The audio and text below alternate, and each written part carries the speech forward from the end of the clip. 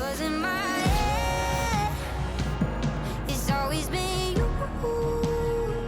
Paris is where you order a cup of coffee and you're likely to receive it from some waiter not bothered at all by any flair for the delivery. But you're likely to be seated at a table along some grand tree-lined boulevard overlooking the Seine or beneath the Eiffel Tower. You'll be watching some swarthy, chain-smoking French dude arguing with a woman in a Coco Chanel skirt, lipstick the colour of fresh kill. And you know what? It won't be anything near the best cup of coffee you've ever had, but it might just be one of the best experiences you've ever had. And that is the essence of Paris. 'Cause in my head, it's always been you. Universally known as the City of Love, Paris is, of course, the capital and largest city of France, and a visit, almost always, begins right here. The Eiffel Tower, for me at least, epitomises Paris.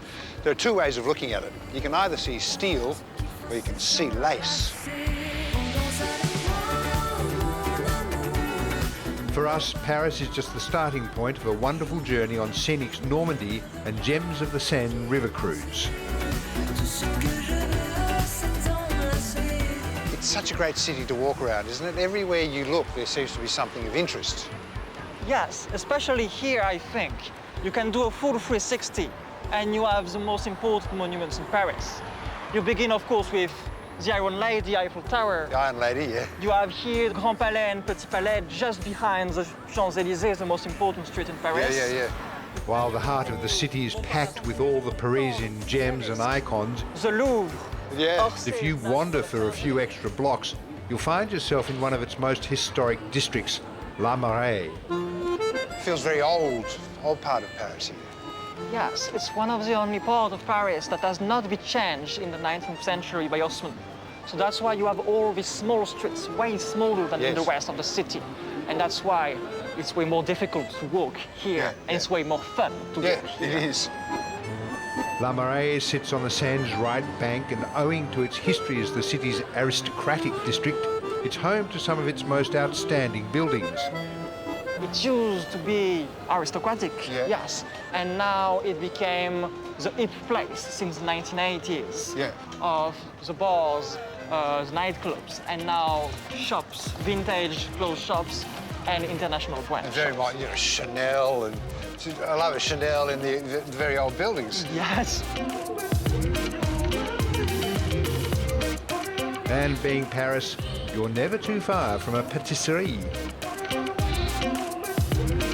These eclairs look nothing like the eclairs back at home. They're big and ugly and sort of look like what the dog leaves behind. These are elegant and artistic, aren't they?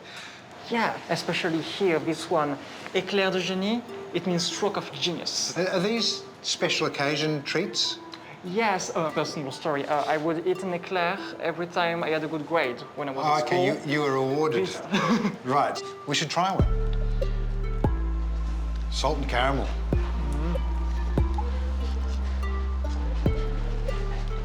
It is just thick with caramel and chocolate. They're not mucking around. It is predominantly the good, creamy stuff. Might be half the size. It's twice as good. It's all about quality, not quantity here.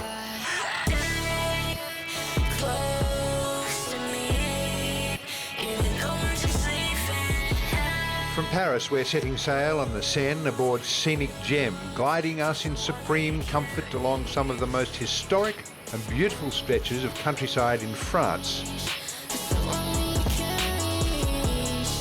While France is famous for its wine production, in this region it's all about cider, known as the nectar of Normandy.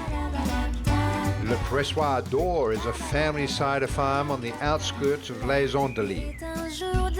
My family is here from 4 generations. I'm the 5th. And why is the grass so long? For the apples who fall down from the trees, it's really softens the comfortable, fall. so they fall and they don't have any shock. Right. Shock-proof grass. And they produce a surprisingly good drop. The pink cider, we make it with a red apple. The skin is really red, but also inside The apple is red, between tomato and strawberry. The colour of the flesh inside Yes. And the taste also is really acidulated. Well, I'm surprised. I really didn't think I'd like it quite so much. almost